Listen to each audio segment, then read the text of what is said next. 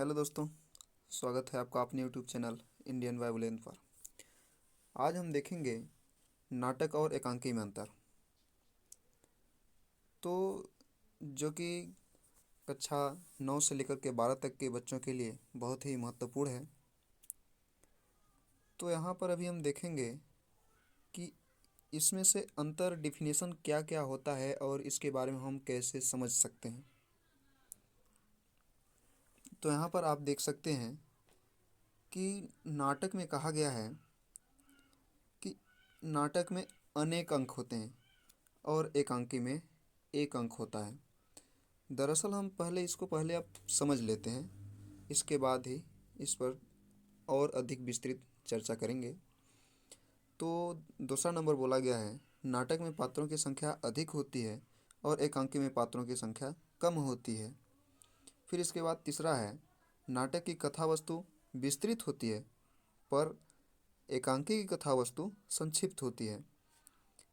फिर चौथा में है, नाटक की समयावधि अधिक होती है जबकि एकांकी की समयावधि कम होती है। और पांचवा आपका लास्ट है, चंद्रगुप्त जयशंकर प्रसाद द्वारा रचित नाटक है जबकि एक घूंट जयशंकर प्रसाद द्वारा ही रचित एकांकी है। तब इसके ऊपर हम अब चर्चा करते हैं कि इसे हम समझें कैसे। तो आप यहाँ देख सकते हैं कि नाटक नाटक एक ऐसा दृश्य होता है जिस पर हम बहुत से व्यक्तियों के साथ में बैठकर या कहीं हो कर के देखते हैं या अपने घर से ही देखते हैं, अपने फ़ोन से ही, कुछ भी टेलीग्राम वगैरह कुछ भी टेलीविज़न से हम देखते हैं इसे। तो नाटक जैसे कि उसमें हम कुछ अभिनेत्री उनके बारे में कुछ देखते हैं, तो वो हमारा नाटक होता है। और उसमें अनेक अंक होते हैं। अनेक अंक से यह तात्पर्य यहाँ ये है कि उसमें बहुत छोटे छोटे भाग होते हैं, वो जिसमें वो सम्मिलित होता है, उन्हीं सम्मिलित भागों को ही नाटक कहते हैं।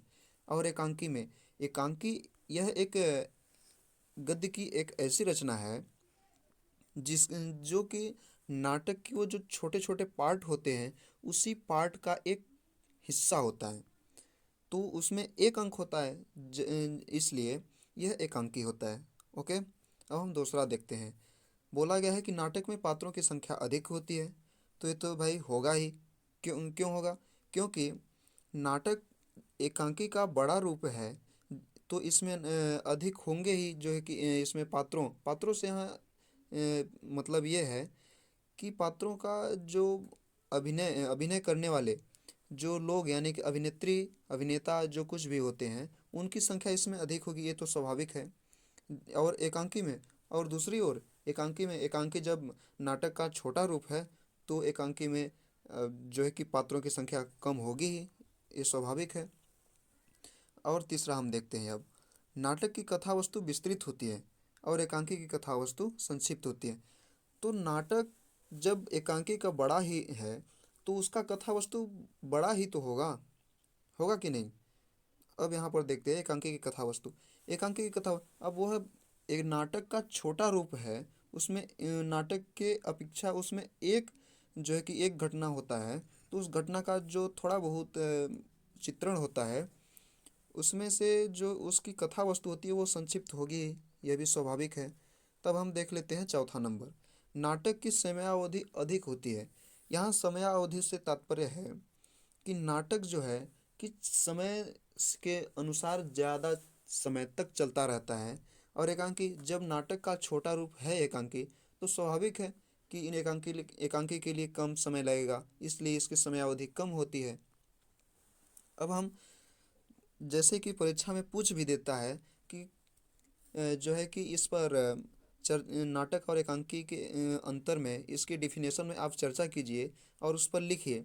तो कहीं कहीं पूछ देता है कि आप एक उदाहरण या एक रचना और एक रचनाकार यानी रचना करने वाले का नाम भी बताएं। तो आप इसी में से कर लीजिएगा, जिससे आपको अधिक याद करने की कोई ज़रूरत नहीं है। तो यहाँ पर जैसे कि हम पाँचवा में मैंने लिखा है आप लोगों के लिए। तो इसमें है, चंद्रगुप्त जयशंकर प्रसाद द्वारा, सॉरी यहाँ पर प्रसाद नहीं लिख पाए हैं। तो यहाँ पर आप समझ लीजिए कि चंद्रगुप्त जो है एक रचना है, जयशंकर प्रसाद द्वारा रचित एक नाटक है। नाटक जो है एक चंद्रगुप्त नाटक है, पर किसके द्वारा रचित है? जयशंकर प्रसाद द्वारा। ठीक है। अब हम देखते हैं एकांकी के लिए। एक घूंट किसके द्वारा रचित है? जयशंकर प्रसाद द्वारा ही रचित है। लेकिन यहाँ पर अभी हम देखे थे कि चंद्रगुप्त था जो कि एक नाटक था, क्योंकि जयशंकर प्रसाद द्वारा ही लिखित था। और यहाँ एकांकी है जो एक घूंट है, पर जयशंकर प्रसाद द्वारा रचित ही है, लेकिन एक घूंट है। तो सो गाइस, आशा करता हूँ कि आपको ये वीडियो पसंद आई होगी। यदि वीडियो पसंद आए तो please like share and subscribe कीजिए।